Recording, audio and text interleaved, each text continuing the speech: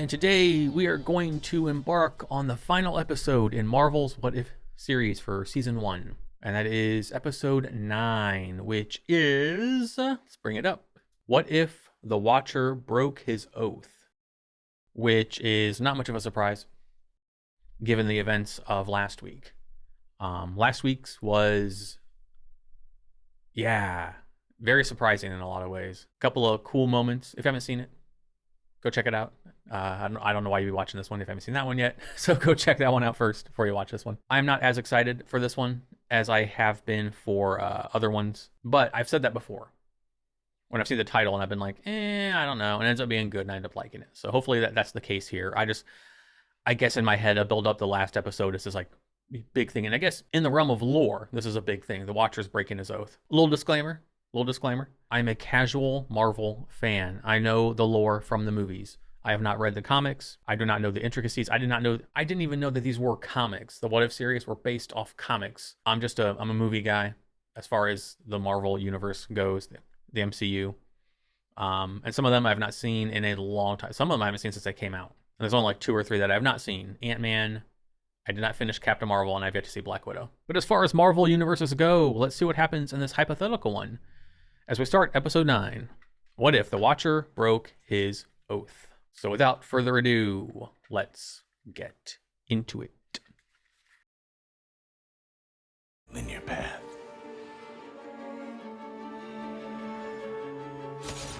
It's a prism Dang, there's a lot of people in this one. of endless possibilities. You know, Bernard in accounting was asking about you. Nothing good has ever followed the phrase Bernard in accounting. What if his name was Steve? Ouch! Just when we were becoming pals, Widow. All right, so we got Captain Carter. Too fast.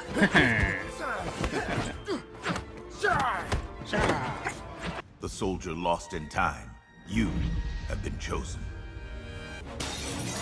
Huh?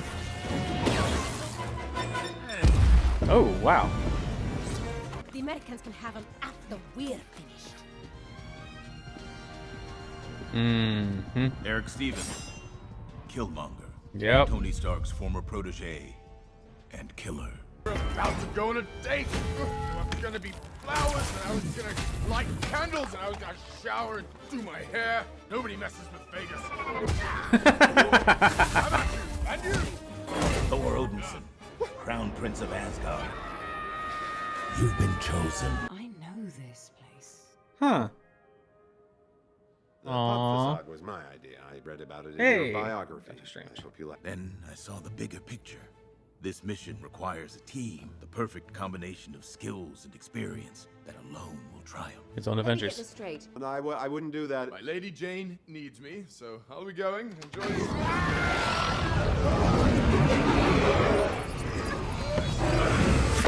There a universe of Chinese food that has alternate dimension delivery? Tommy's getting rumbly. You picked them. Well, obviously the first step would be finding it. The Infinity Crusher, designed to disintegrate each stone into nothing. Yep, I picked them. In my universe, Steve Rogers received the serum. Now that would be a sight to see. You trust him? I trust everyone. Hasten, friends. Tonight we feast. All right, here comes a non-compliant spell. Yeah, you might feel it. Expect it, but it won't last long. Oh, dang.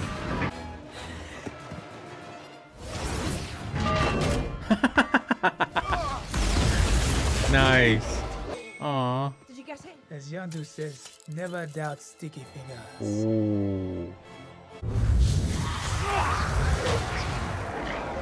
Ooh.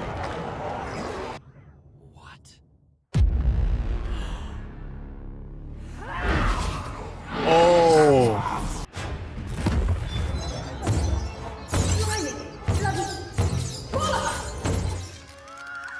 Stand down. She's Natasha Romanoff. Who? Yeah. I'm also supposed to be the last person on this planet. Oh. Universes. To me. Oh no. Ooh. Give him all you've got. Don't give Ooh, high-low. Total elimination.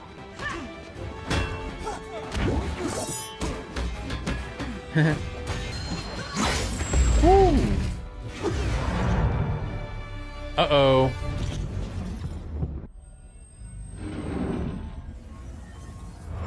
Wonder why he wasn't using all the stones.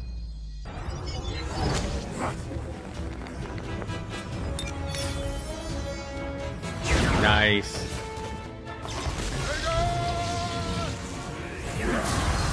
Dang, he's full Cthulhu. Cthulhu demon.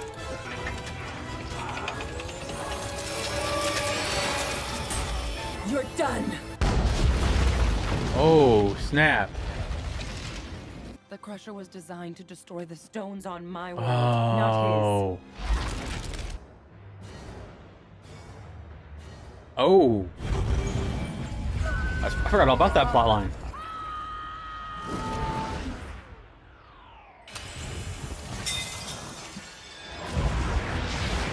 Oh.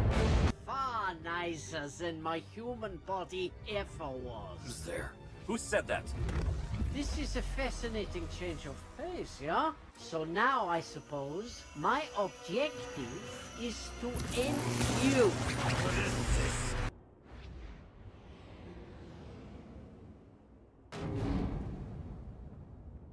Huh.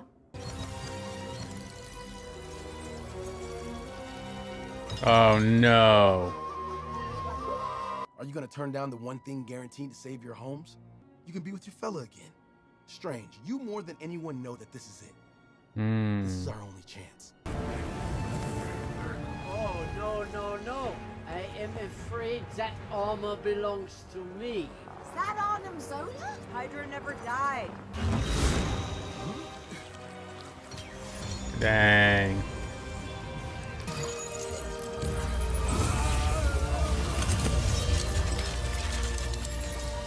Oh, he's put him in a prison.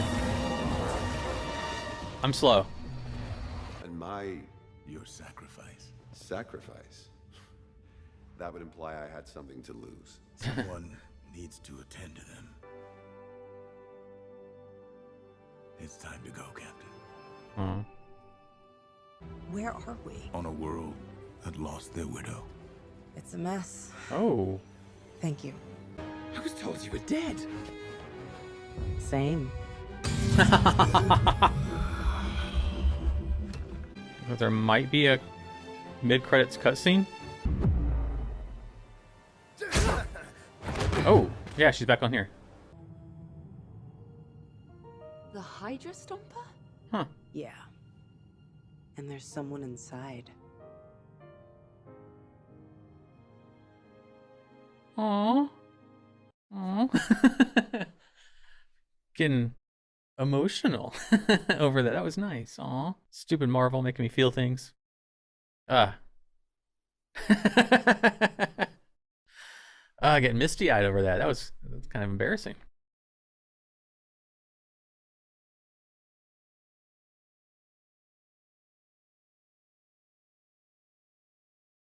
I was hoping I would eat my words and not being excited for it and saying like other ones where I'd watch it and it'd be like, wow, this is really good. I was hoping, I didn't say this, but I was hoping. Did I put it in my notes?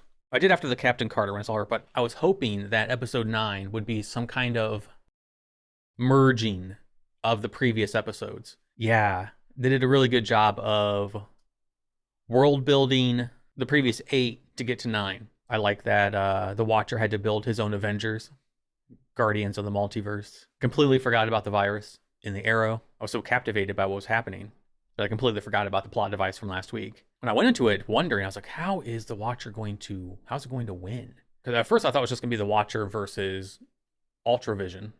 But I think that's the trepidation I had in watching this one, was that I wasn't sure how they were going to do it. Were they going to stick the landing? Such a good job of weaving the previous episodes into this one. It's so gratifying to have something that I wanted to happen in such a cool way. I like that even Natasha got a happy ending, and the Watcher did right by her the best he could. And because I was like, you can't leave her there. There's nothing there. Ultravision destroyed everything. But to put her in a different universe where they lost their widow, That's cool. That's cool. You know, in that line, you know, you're not mine, but you have her spirit. I like that. I was a little wary of what they were going to do with Doctor Strange in this one, because in the last one, he's all like, I want to hear it. Say that you need me, kind of thing. And I was like, if anyone doesn't have the right to be arrogant, it's you. You are where you are because of what you did. And so maybe dial it back a bit there, Steven. In the end, he's back where he was supposed to be, and he is now the guardian of these two entities, as Killmonger just couldn't help himself. And Lord knows what Green Dude would have done with them in his possession. So let's go over some of my notes. I like how meta the intro became, where he's like, you know, I am the Watcher, and all that. He himself became like the plot device. The intro and his role became a plot device.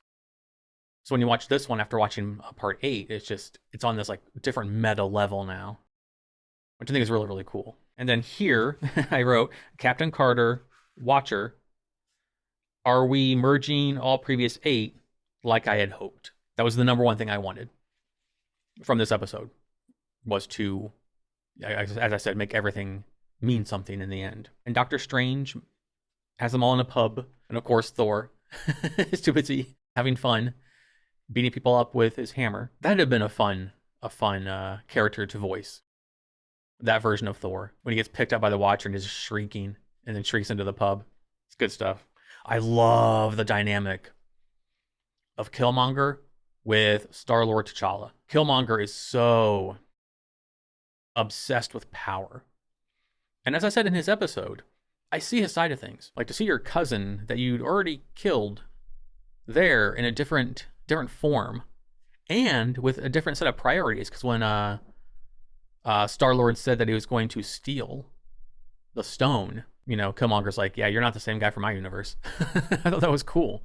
That was really cool to see that. And then, you know, of course, the not very subtle foreshadowing of Killmonger looking at the head on the bars, you know.